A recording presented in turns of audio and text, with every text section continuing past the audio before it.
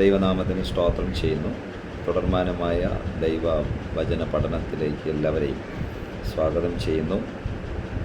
പുതിയ നിയമവാക്യങ്ങളിലൂടെ എന്നുള്ള ടൈറ്റിലിൽ പ്രാരംഭ പുസ്തകമായിരിക്കുന്ന വിശുദ്ധ മത്തായി എഴുതിയ സുവിശേഷത്തിൻ്റെ 1-ാം അധ്യായം 1-ാം വാക്യം കഴിഞ്ഞ വീഡിയോയിൽ നമ്മൾ വിശദമായിട്ട് കാണുവാനിടയായി.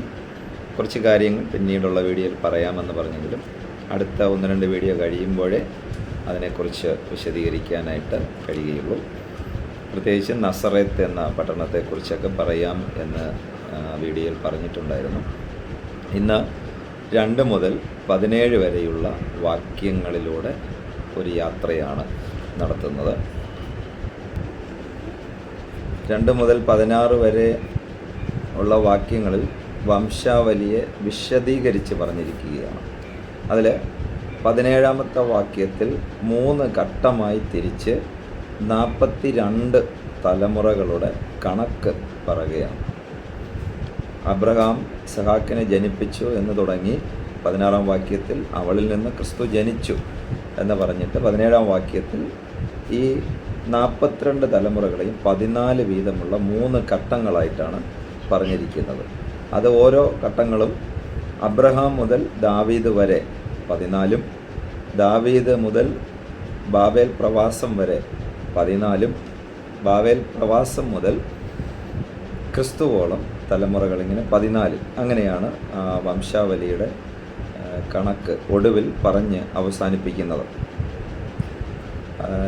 നമ്മൾ നോക്കുകയാണെങ്കിൽ ലോകത്ത് 4000 വർഷത്തെ തലമുറകളുടെ കൃത്യമായ കണക്ക് പറയാൻ, അല്ലെങ്കിൽ ഇന്നാളുടെ മകൻ ഇന്നാളുടെ മകനാണെന്ന് 4000 വർഷം ആ കണക്ക്, അത് ഇന്നേക്ക് 4000 വർഷം മുമ്പ് മുതൽ അബ്രഹാമിൽ തുടങ്ങി ഇന്ന് ഇസ്രായേലിൽ ജീവിച്ചിരിക്കുന്ന ഒരു വ്യക്തി വരെ തലമുറകളുടെ പേര് വിവരണങ്ങൾ കൃത്യമായി പറയാൻ കഴിയുന്ന ഒരേ ഒരു ജാതി മാത്രമേ ഇന്ന് ലോകത്തുള്ളൂ. അത് ഇസ്രായേൽ എന്ന വിശുദ്ധ ജനമാണ്. അബ്രഹാം മുതൽ ദാവീദ് വരെ ഉള്ള കാര്യങ്ങളെ നമുക്ക് 3-4 ഘട്ടങ്ങളായിട്ട് ഒന്ന് വിഭജിക്കാൻ കഴിയും. അതിൽ ഒന്നാമത്തേത് ഗോത്രപിതാക്കന്മാരുടെ കാലമാണ്. അത് അബ്രഹാം, ഇസഹാക്ക്, യാക്കോബ്, യാക്കോബിൻ്റെ 12 മക്കൾ. അവർ മിസ്രയീമിലേക്ക് പോവുകയാണ്. അപ്പോൾ അത് 2-ാമത്തെ ഘട്ടം, മിസ്രയീമ്യ പ്രവാസം എന്ന് നമുക്ക് പറയാം. 2-ാമത്തെ ഘട്ടം അത് ഏകദേശം 400 വർഷം കഴിഞ്ഞിട്ട് മിസ്രയീമിൽ നിന്നവർ മോശയുടെ നേതൃത്വത്തിൽ മോചനം പ്രാപിച്ച് ഒരു മരുഭൂമിയിലൂടെ കനാൻ ദേശത്തേക്ക് പോവുകയാണ്. അപ്പോൾ 3-ാമത്തെ ഘട്ടം എന്ന് മരുഭൂപ്രയാണം. ഇസ്രായേൽ എന്ന ജനത്തിൻ്റെ അതിപ്രാധാന്യമർഹിക്കുന്ന ഒരു കാലഘട്ടമാണ് മരുഭൂപ്രയാണം എന്ന് പറയുന്നത്. അത് അവരുടെ ജീവിതത്തിൽ നഷ്ടങ്ങളുടെയോ കഷ്ടങ്ങളുടെയോ കണക്കല്ല. അത് ശരിക്കും ദൈവത്തെ അനുസരിക്കാതെ മത്സരിച്ച് നിന്നവർക്ക് അത് കഷ്ടതയും നഷ്ടവും ഒക്കെ ആയിരിക്കാം. പക്ഷേ ഇസ്രായേൽ എന്ന ജാതിയെ സംബന്ധിച്ച് അതവർക്ക് ഏറ്റവും പ്രധാനപ്പെട്ട വർഷങ്ങളായിരുന്നു, അല്ലെങ്കിൽ ഒരു കാലഘട്ടമായിരുന്നു മരുഭൂമിയിലൂടെയുള്ള യാത്രയെന്ന് പറയുന്നത്. അത് മരുഭൂപ്രയാണം. 4-ാമത്തെ ഘട്ടം കനാനിൽ ന്യായാധിപന്മാരുടെ കാലഘട്ടമാണ്. ന്യായാധിപന്മാരുടെ കാലഘട്ടം ഏകദേശം 400-500 വർഷങ്ങൾ അങ്ങനെ കടന്നുപോയി. പിന്നീടാണ് രാജാക്കന്മാരുടെ കാലഘട്ടം തുടങ്ങുന്നത്. അതിൽ 1-ാമത്തെ രാജാവ് ബെന്യാമിൻ ഗോത്രത്തിൽ കീശിൻ്റെ മകൻ ശൗൽ. 2-ാമത്തെ രാജാവ് യഹൂദാ ഗോത്രത്തിൽ ബോവസിൻ്റെ മകൻ ഓബേദ്. ഓബേദിൻ്റെ മകൻ ഇശായി. ഇശായിയുടെ മകൻ ദാവീദ്. ബോവസ് മുതലുള്ള ആ തലമുറകളുടെ പേര് പറയാൻ പ്രത്യേകിച്ച് കാരണമുണ്ട്. അത് പിന്നീട് എന്താണെന്ന് പറയാം. അപ്പോൾ ഇങ്ങനെ ദാവീദിനെയും ദാവീദിൻ്റെ സന്തതിയുമാണ് പിന്നീട് എന്നേക്കും നിത്യമായി രാജാവായിട്ട് ദൈവം തിരഞ്ഞെടുത്തത്. അതുകൊണ്ടാണ് എന്നേക്കും നിലനിൽക്കുന്ന ഒരു രാജ്യത്വം ക്രിസ്തുവിൽ വരുന്നത് ഈ ദാവീദിൻ്റെ പുത്രൻ എന്ന നിലയിലാണ്. ആ വാഗ്ദത്തം ദാവീദിനാണ് ദൈവം കൊടുത്തതെന്ന് നമുക്ക് മനസ്സിലാക്കാൻ പറ്റും. അപ്പോൾ അന്നും ഇന്നും എല്ലാ കാലഘട്ടത്തും കൃത്യമായി അവരുടെ വംശാവലി എഴുതി സൂക്ഷിക്കുവാൻ, അല്ലെങ്കിൽ അവർക്കത് ദൈവം അവർക്കത് പ്രേരണ കൊടുത്തിരുന്നു. അവരത് സൂക്ഷിച്ചിരുന്നു. ദൈവം അവർക്കത് പ്രേരണ കൊടുത്ത് അങ്ങനെ അവർ എല്ലാ കാലഘട്ടത്തെയും ഇന്നും അതങ്ങനെ തന്നെയാണ് അവരുടെ വംശാവലി അവർ എഴുതി സൂക്ഷിക്കുകയാണ്.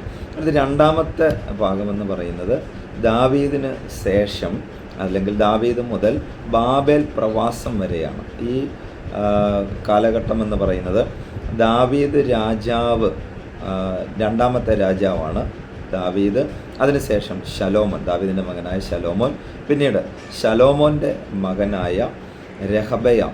ഈ രഹബയാമിൻ്റെ കാലത്ത് 12 ഗോത്രങ്ങളടങ്ങുന്ന ഇസ്രായേൽ എന്ന ആ ഒറ്റ രാജ്യം രണ്ടായിട്ട് വിഭജിക്കപ്പെടുകയും യൊരോബയാം എന്ന് പറയുന്ന ശലോമോൻ്റെ ദാസൻ 10 ഗോത്രങ്ങളുടെ രാജാവാകുകയും അത് വടക്കേ രാജ്യമെന്നോ അല്ലെങ്കിൽ ഇസ്രായേൽ രാജ്യമെന്ന് അറിയപ്പെടുകയും ബെന്യാമീൻ ഗോത്രവും യഹൂദ ഗോത്രവും അടങ്ങുന്ന 2 ഗോത്രം തെക്കേ രാജ്യം അല്ലെങ്കിൽ യഹൂദ്യ എന്നറിയപ്പെടുന്ന ആ രാജ്യം രഹബയാം മുതൽ പിന്നീട് അങ്ങോട്ട് യെഹോയാക്കീം രാജാവ് വരെ ഭരിച്ചിരുന്നതായിട്ട് നമുക്ക് രാജാക്കന്മാരുടെ പുസ്തകത്തിലും ദിനവൃത്താന്തങ്ങളുടെ പുസ്തകത്തിലും കാണാൻ സാധിക്കും.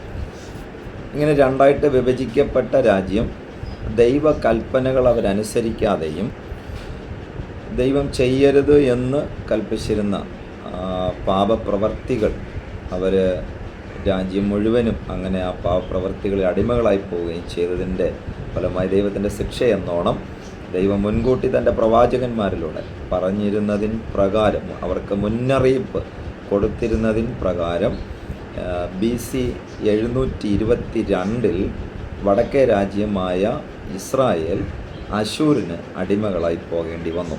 അശൂർ വന്ന്, അന്നത്തെ സാമ്രാജ്യമായിരിക്കുന്ന അശൂർ വന്ന് ഇസ്രായേലിനെ അടിമകളാക്കി കൊണ്ടുപോയി.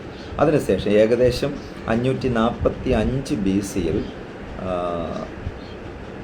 തെക്കേ രാജ്യമായ ഇസ്രായേലല്ല യഹൂദ്യയെ സിദക്കിയാവ് യഹോയാക്കീം എന്ന രാജാക്കന്മാരുടെ കാലത്ത് നെബൂഖദ്നേസറിൻ്റെ നേതൃത്വത്തിൽ ബാബിലോൺ സൈന്യം വന്ന്, അന്ന് അടുത്ത സാമ്രാജ്യ ശക്തിയായിട്ട് ബാബിലോൺ സാമ്രാജ്യമായിരുന്നു, അവർ വന്ന് ഇവരെ അടിമകളാക്കി ബാബിലോണിലേക്ക് കൊണ്ടുപോയി. ബാബിലോണിലേക്ക് കൊണ്ടുപോയതോടുകൂടെ ബാബേൽ പ്രവാസമെന്ന് നമ്മൾ മത്തായി സുവിശേഷത്തിൽ കാണുന്ന ആ കാലഘട്ടം അവർക്ക് തുടങ്ങുകയാണ്. ഇപ്പോൾ രാജാക്കന്മാരുടെ കാലഘട്ടം അതോടുകൂടെ അവസാനിക്കുന്നു.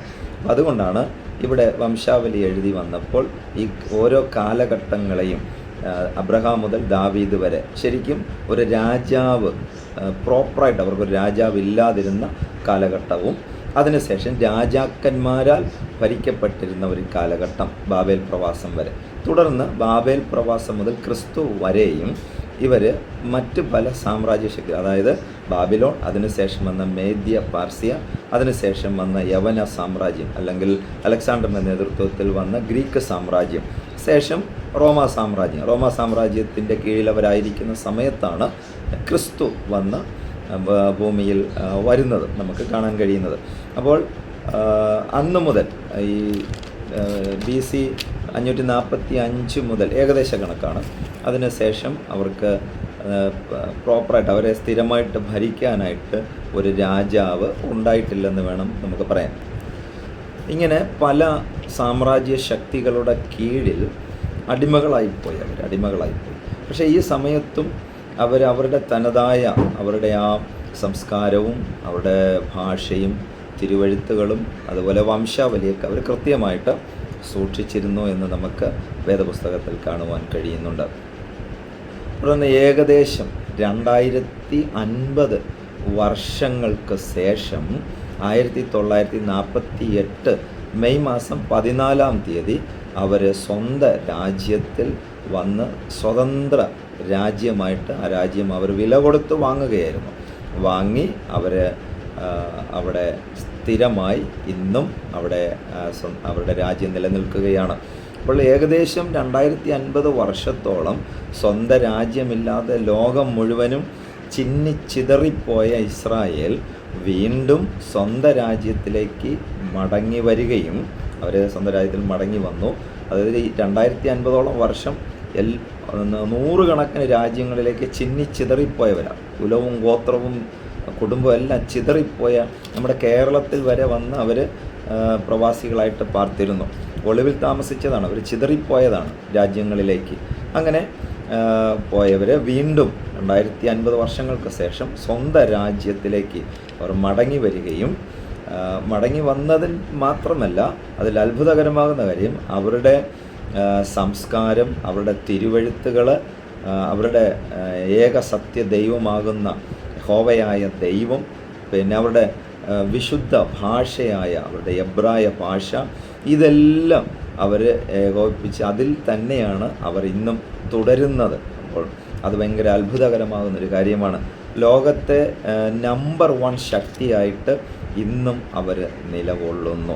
അപ്പോൾ നമുക്കതിൽ നിന്ന് മനസ്സിലാക്കാൻ പറ്റുന്ന ഒരു പ്രധാനപ്പെട്ടൊരു കാര്യമെന്ന് പറഞ്ഞാൽ, ദൈവം ഉണ്ടോ എന്ന് ഒരു മനുഷ്യൻ ചോദിച്ചാൽ വലിയ പണ്ഡിതനൊന്നും ആകണ്ട, വലിയ വിദ്യാഭ്യാസമോ കാര്യങ്ങളോ ഒന്നും വേണ്ട, വളരെ സിമ്പിളായിട്ട് ഒറ്റ വാക്കിൽ പറയാൻ പറ്റുന്ന ഒരു കാര്യം എന്ന് പറഞ്ഞാൽ, ഇസ്രായേൽ എന്ന ഒരു ജാതി ഇന്ന് ഭൂമിയിൽ നിലവിലുണ്ടോ, ഒരു രാജ്യം ഇന്ന് നിലവിലുണ്ടോ? ഉണ്ടെങ്കിൽ ദൈവം ഉണ്ട്.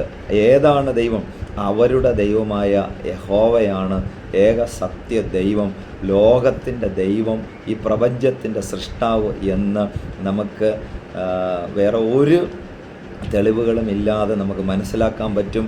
അതിനു വേണ്ടിയാണ് എത്ര സാമ്രാജ്യ ശക്തികൾ അന്നും ഇന്നും തകർക്കും. ഇന്നിപ്പോൾ ഇറാനെ പോലുള്ള രാജ്യങ്ങൾ പറയുന്ന അരമണിക്കൂർ കൊണ്ട് അവരെ നിർമൂലം ചെയ്യുമെന്നാണ്, ഭൂമുഖത്ത് നിന്ന് തുടച്ചു നീക്കി മെഡിറ്ററേനിയൻ കടലിൽ തള്ളിക്കളയുമെന്നാണ്.